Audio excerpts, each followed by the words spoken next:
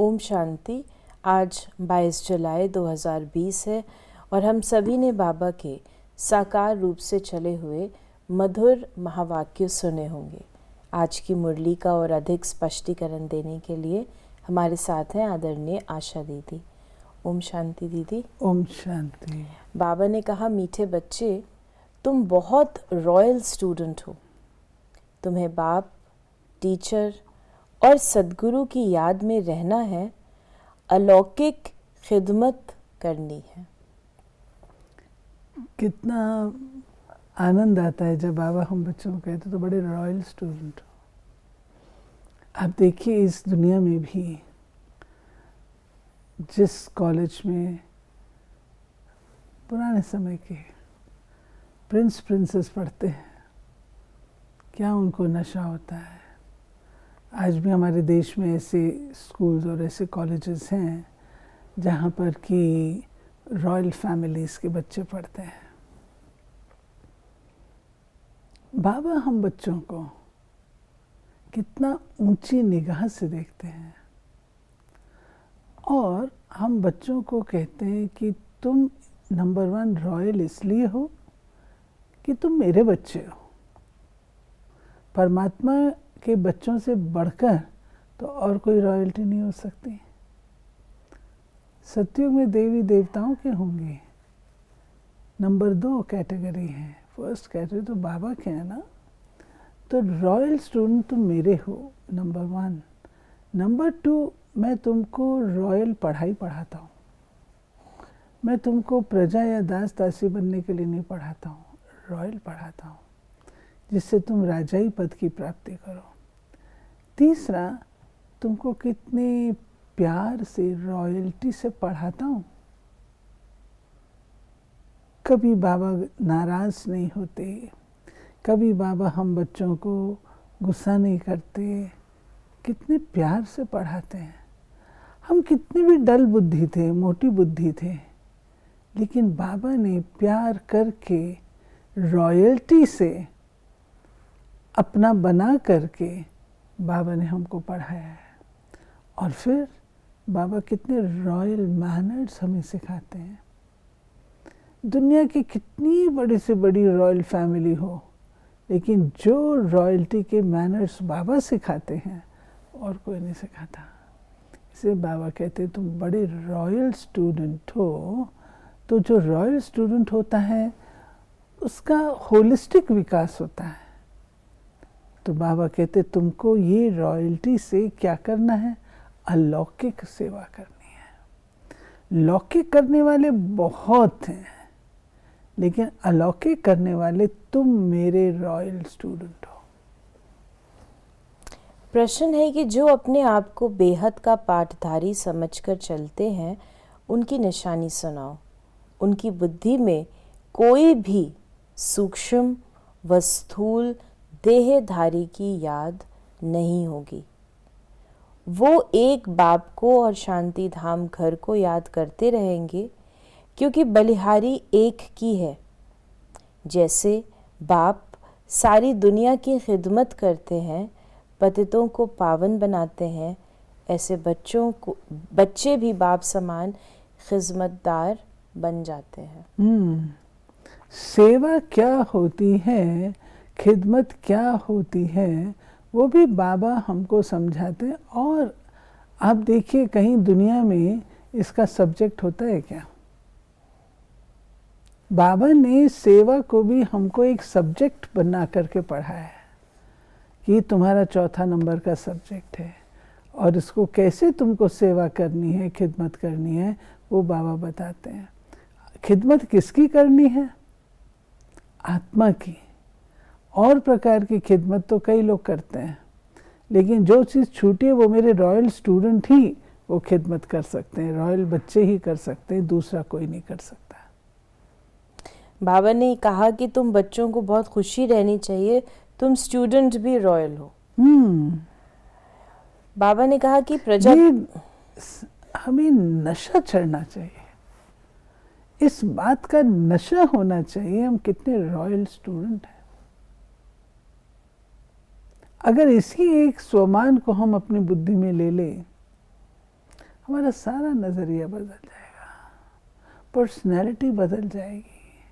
हम इतने रॉयल हैं। मम्मा को हमने देखा कितनी रॉयल थी। मम्मा की रॉयल्टी का कोई मुकाबला नहीं है। मम्मा का बोलना, मम्मा का देखना, मम्मा का चलना, मम्मा का बात करना, बहुत रॉयल। ऐसे बाबा कहता है तुमको बनना है। बाबा ने कहा कि प्रजापिता ब्रह्मा भी ज़रूर यहाँ चाहिए, उन बिगर काम कैसे चल सकता है, और ज़रूर बुज़ुर्ग ही चाहिए क्योंकि अडॉप्टेड है ना, तो बुज़ुर्ग चाहिए। नेचुरल है कि इस दुनिया में अगर बाबा को आना है तो बाबा को रथ चाहिए जिसके द्वारा बाबा समझा सके, बोल सके। वो रथ कहाँ से आएगा? इसी दुनिया से आएगा ना।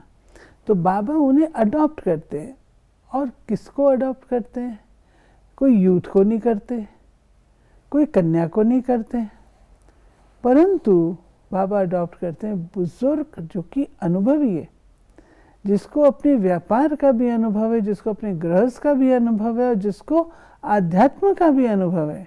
बाबा ने 12 गुरु किए हुए थे, जिसने तीनों चारों प्रकार के अनुभव किए हुए अनुभवी रथ, वो रथ बाबा लेता है। और वो आत्मा जिसने पूरे 84 जन्म लिए, ये तो शिव बाबा ही जानता है ना, इसलिए बाबा ने उस रथ को अडॉप्ट किया।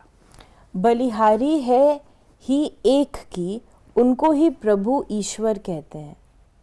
बाकी सब सूक्ष्म, बाबा ने कहा कि ये भी कहते हैं कि अपने को आत्मा समझ एक परमात्मा को याद करो, बाकी सब सूक्ष्म व स्थूल देहधारियों को भूल जाओ। तुम शांति धाम के रहने वाले हो, तुम हो बेहद के पाठधारी।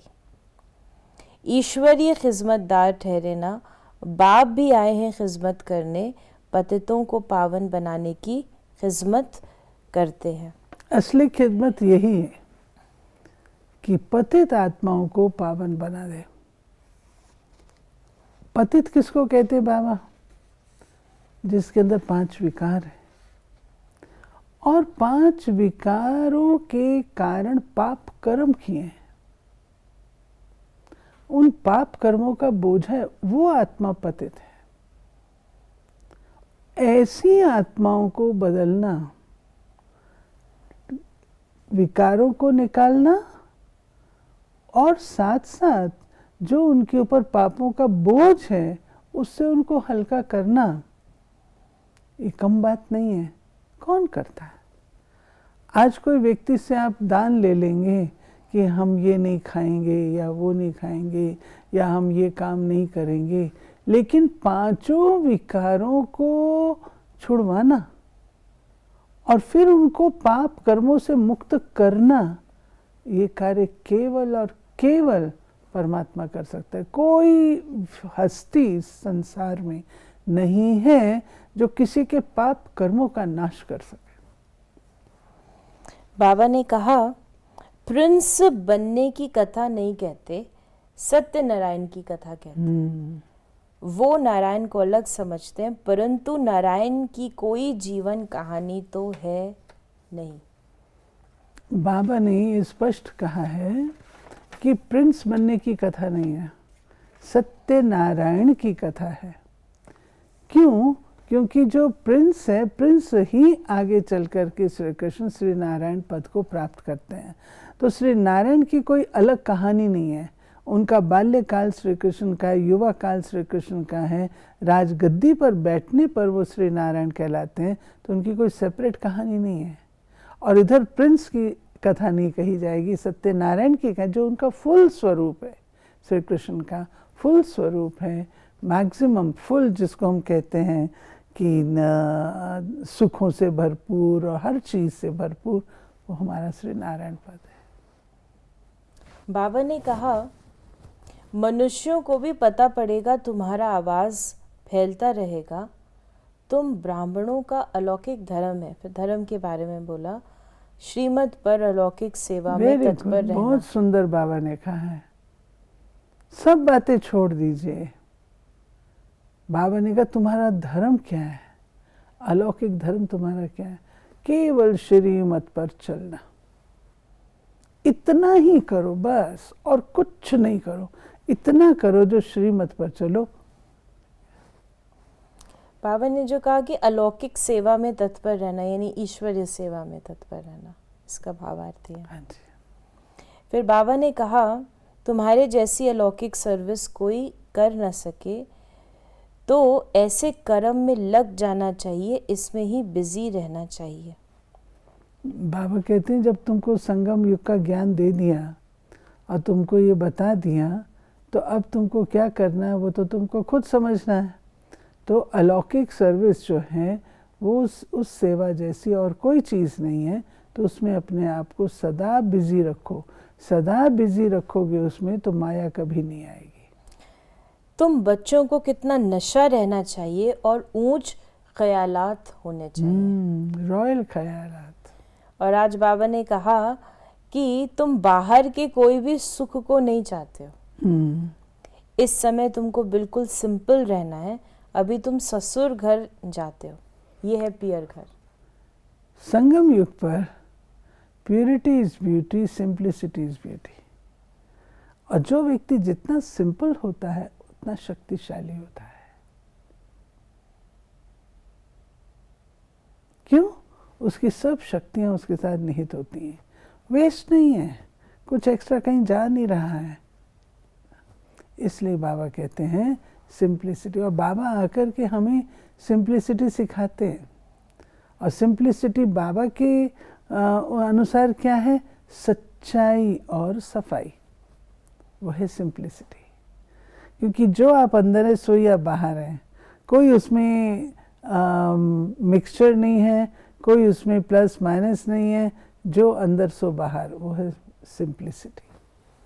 आज बाबा ने कहा बाबा सच्चा खुदाई खिदमतगार उसे कहते हैं जो कम से कम 8 घंटा आत्म अभिमानी रहने का पुरुषार्थ करते हैं। यानी खुदा की खिदमत यानी सेवा भी बाबा ने आज आत्म अभिमानी स्थिति से सेवा की बात कही। क्योंकि सेवा होगी उसी स्थिति से। नर से नारायण बनना है तो कर्मातीत अवस्था जरूर चाहिए। कर्म बंधन होगा तो सजा खानी पड़ेगी। बच्चे खुद समझते हैं याद की मेहनत बड़ी कड़ी है, युक्ति बहुत सहज है, सिर्फ बाप को याद करना है। फिर बाबा ने कहा कृष्ण कोई योग थोड़े सिखलाते हैं, कृष्ण को फिर स्वदर्शन चक्र दे दिया है, वो फिर चित्र कितना रॉन्ग है। कोई में बुद्धि न जाए, लाइन क्लियर चाहिए, यह है पढ़ाई का समय। ये इसको थोड़ा क्लियर कर लेते हैं। श्री कृष्ण के हाथ में स्वदर्शन चक्र जो दिया है, वास्तव में श्री कृष्ण ने तो स्वदर्शन चक्र चलाया ही। श्री कृष्ण जब हम बनते हैं, आत्मा बनती है, तो उस समय हमें तो ज्ञान जरा भी नहीं है। तो ना स्वदर्शन है ना सुदर्शन है, कोई नहीं है। तो बाबा ने कहा श्री कृष्ण के हाथ में स्वदर्शन चक्र जो दिखाया वो उसके पूर्व जन्म की यादगार है कि उसने ऐसा पद कैसे प्राप्त किया जो उसने स्वदर्शन चक्र चलाया और विकारों का नाश किया, अपनी आत्मा को जगाया, उसकी यादगार स्वदर्शन चक्र उसके हाथ में दे दिया। अब वास्तव में स्वदर्शन चक्र तो उन्होंने चलाया नहीं। तो ये बात करेक्शन की है कि स्वदर्शन चक्र जो है ये हम बच्चे चलाते हैं, ब्राह्मण चलाते हैं, देवताएं स्वदर्शन चक्र नहीं चलाते हैं। तो बाबा ने ये भी कहा कि कैसे पाप नाश होंगे कि कोई भी सब कुछ भूलो, कोई में बुद्धि न जाए, लाइन क्लियर चाहिए, यह है पढ़ाई का समय। दुनिया को भूल, अपने को आत्मा समझ और बाप को याद करना है, तभी पाप नाश होंगे। बाप कहते हैं पहले पहले तुम अशरीरी आए थे, फिर तुमको जाना है, तुम ऑलराउंडर हो। आज बाबा ने हम आत्माओं को ऑलराउंडर का भी पाठ बताया। ऑलराउंडर बाबा कहते हैं जो पूरे 84 जन्मों का चक्कर लगाते हैं। जो अभी आज हम ये ब्राह्मण हैं, कल को हम ये बनने वाले हैं और हम ही 84 चक्कर में आते हैं। सब प्रकार के धर्म, सब प्रकार के वर्ण, सब प्रकार के उसको अनुभव करके आते हैं। तो आज बाबा ने पूरा देह अभिमान के ऊपर भी कि कितना हमें सिंपल रहना है हर प्रकार से, तो बाबा ने कहा कि बिल्कुल सिंपल बनो। ऊंट साड़ी पहनने से भी देह अभिमान आता है। तुम वनवा में हो, हर चीज़ से मुँह हटाना है, बहुत साधारण रहना है। बाबा कहते हैं कि ऊंचा पहनोगे तो देह अभिमान आएगा, याद आएगा ना कि कितना ऊंची चीज़ है। हम लोग घड़ी लगाते थे, कहीं रख देते थे तो याद आती रहती थी, अरे मेरी घड़ी रह गई, वहाँ रह गई। बाबा ने सब चीज़ से छुड़ा लिया, सब चीज़ से छुड़ा लिया, कुछ याद नहीं आता। तो बाबा कहते हैं कि बच्चे जितना सिंपल रहेंगे उतना बुद्धि बाबा की तरफ रहेगी।